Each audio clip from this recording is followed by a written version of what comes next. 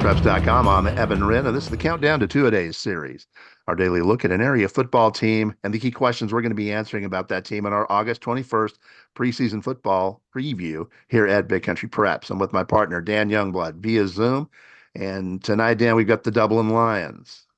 Yeah, this is a Dublin team that struggled last year, went 1-9, but they've got a pretty solid group back. 15 of their 26 Letterman return, including 7 offensive and 5 defensive starters. So I think it's just going to be kind of a question mark season for Dublin. Can they improve over what they've done, what they did last year? They've got some experience back, some kids who have really been varsity players for 2 and 3 years that kind of know the ropes now. The big question is can they turn that into more wins this year? Obviously, they've got some things they're going to have to do to accomplish that, and we'll talk about some of those here in just a few minutes. But it's going to be kind of an interesting season. I'm interested to see what Dublin can do in terms of taking a step forward. All right, before we get going with this segment of the Countdown to Two-A-Days series, we want to remind you, YouTubers, to please hit the subscribe button. Also, please hit the bell so that you'll get notifications from YouTube each and every time that Big Country Preps comes up with a new video. And also, we'd like to thank a couple of our sponsors, beginning with For the Love of the Game Broadcasting and our old friend Terry Slavens, owner of KLAX 93.5 FM out of Breckenridge, 97.7 FM KATX out of Eastland, Classic Country AM 1330 out of Graham, 94.7 FM KWKQ out of Graham, KROO 1430 AM out of Breck, and KWBY 98.5 FM out of Ranger. That is For the Love of the Game Broadcasting. Also, Rob Durham, sales consultant at Bear Chevrolet Buick Cadillac up in Breckenridge. If you're in the market for a vehicle, give Rob a shout at 254-559-2266. He's one of the nicest guys you'll ever want to meet. That is Rob Durham up at Bear Chevrolet Buick Cadillac in Breckenridge. All right, and with that, let's go ahead and jump in. Let's talk about the Dublin Lions and some of the biggest questions facing them this year. And there are several. This is a team, obviously, like I said, went 1-9 last year.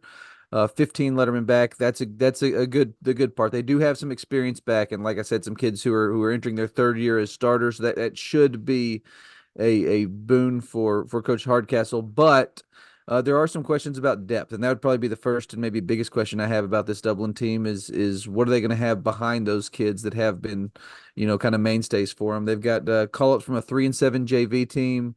How much, what kind of contributions are they going to get from those kids? And then just what kind of improvement are they going to get from those guys who have been depth in past seasons? I think that's going to maybe answer whether Dublin can take a step forward this year is if some of those depth pieces can take big steps forward and kind of assume bigger roles for them. Another key for them and the strength of this ball club is going to be up front. That offensive line has 4 or 5 starters back. They've got sufficient size. They've got a lot of experience up front. They got a couple of pretty good old linemen up front. Cage Balvington is one. He's a 220 pounder.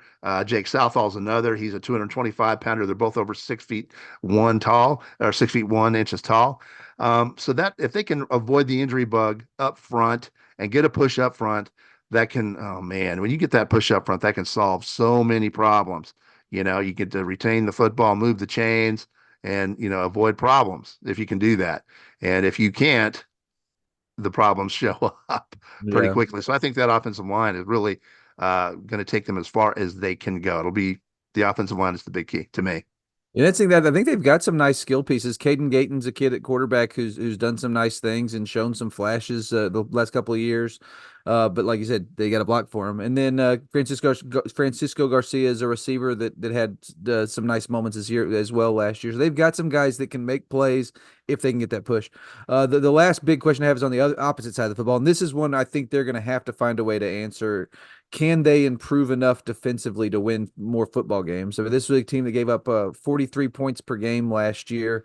And unfortunately, that's just not a recipe for winning games. They're going to have to get better on the defensive side of the ball, have to find a way to make more stops to let their offense do some things. So I'm interested in seeing whether a defense that, like I said, only returns 5 starters from last year's team can take a big step forward. I think they're going to have to do that. This is going to have to be an improved defense if this team hopes to get back into a playoff picture this year. All right, and with that, let's take a quick look at Dublin's schedule for 2024. We'll start in the non-district portion of it. They will open up with a home date against a De Leon team that's expected to be quite good. This might be one of the better DeLeon teams that we've seen over the last decade, as a matter of fact, with the experience that they've got. They have a road date, Dublin at Millsap on September the 6th, another road date against Anson on September 13th, and that Anson team's expecting to be better. Bowie will be up next. That's going to be a home date. That's going to be on the 20th of September, and then a road date at Lindsay on the 27th, followed by an open date before district. And they open district play on October 11th with kind of a rivalry game against Brady at home. This is a matchup they were playing as non-district opponents in recent years. Now it's a district game to kick off the league play, so that'll be an interesting one.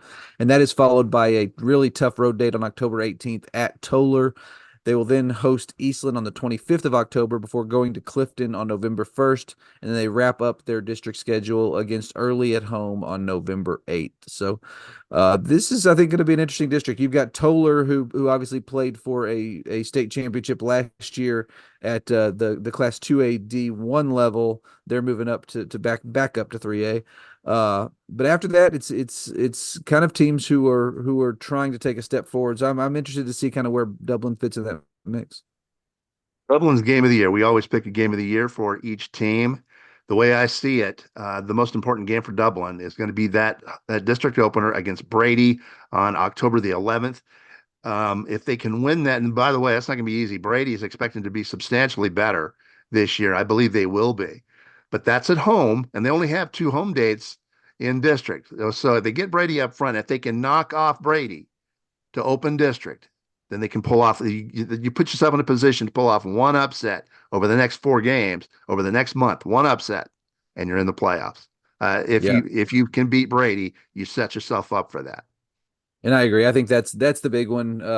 Like I said, those are two teams who have played each other some, based on the relationship that both schools' former coaches had, Coach Easterwood over at Brady and then Servetto at Dublin, so that they have some familiarity there. I think that's going to be a big game for a lot of reasons. But the one of the biggest is that you follow that with a road date at Toller, which is going to be a really tough game. So if you drop that opener to Brady, you're very likely looking at an 0-2 start to district, and you kind of get some of those here we go again, vibes that you really want to avoid. So I think that game that district opener against Brady is also. I think I'm with you on that one. That's going to be a big game for him.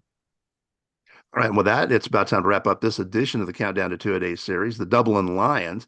But before we do that, we want to remind you August 21st is the big day here at Big Country Preps. That's the day that we release our annual preseason football preview.